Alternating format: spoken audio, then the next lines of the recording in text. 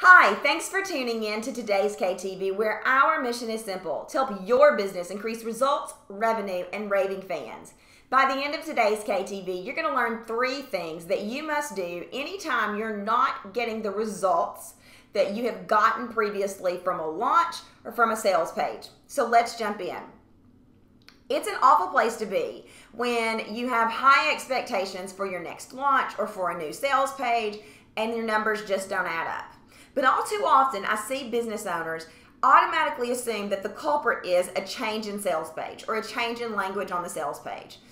And that is not always the truth. So here are 3 steps that I want you to take to ensure that you are targeting the right challenge in your business. Step number 1, don't assume that the culprit, that the reason your numbers are not as successful, that the reason your sales page is not converting as well as an old sales page, don't assume that it's the sales page. I learned a long time ago, and it has served me so well in business, just because 2 things are correlated does not mean one caused the other. So correlation does not equal causation. So do not assume just because you have a new sales page that the sales page, the new sales page, has something wrong with it or is the reason that you're not making as much money. Step number 2, do the work. Before we assume it's the sales page, before we make changes on the sales page, let's do the work. We want to compare apples to apples as much as possible. So I want you to look and see, are you launching at the same time? Do you have the same quality leads? Do you have engagement with your list similar to what you've had in the past when you had a successful launch? Is someone else launching or selling a product that they weren't selling before at the same time you're launching or introducing your new sales page or product to the market?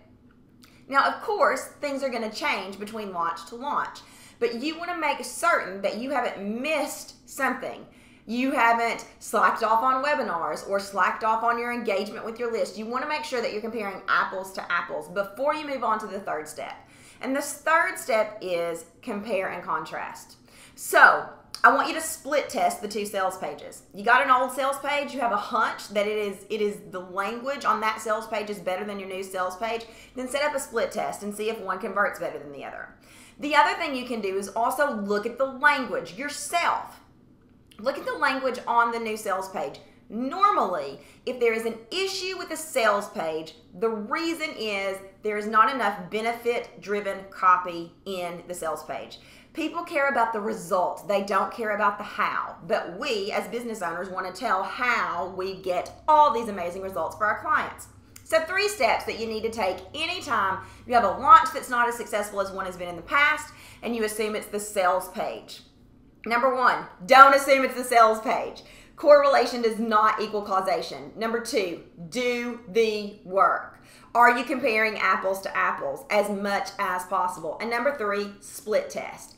Test that old sales page that you think is so much better against the new sales page and see what kind of results you get. And then for bonus, look at your new sales page and compare and contrast with your old sales page. Is there as much benefit-driven copy in that new sales page as there is in the old one?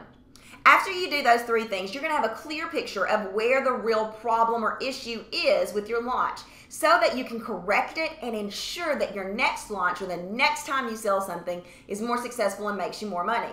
This works so much more effectively than a hunch or a wing and a prayer and assuming that you're going to make changes and have a better launch. Not the way to run a business that makes money. You want to know the issue and you want to correct it. That is what successful businesses do.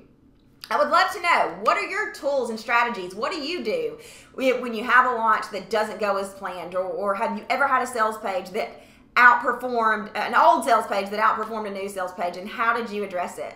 Leave a comment below and be sure to share this with your business owner, friends, and colleagues, because I guarantee you, at some time in their business, everybody's going to face this issue. But knowing what to do about it will make you so much more successful. Thank you for being here. I believe in you and I believe in your business. Let's do this.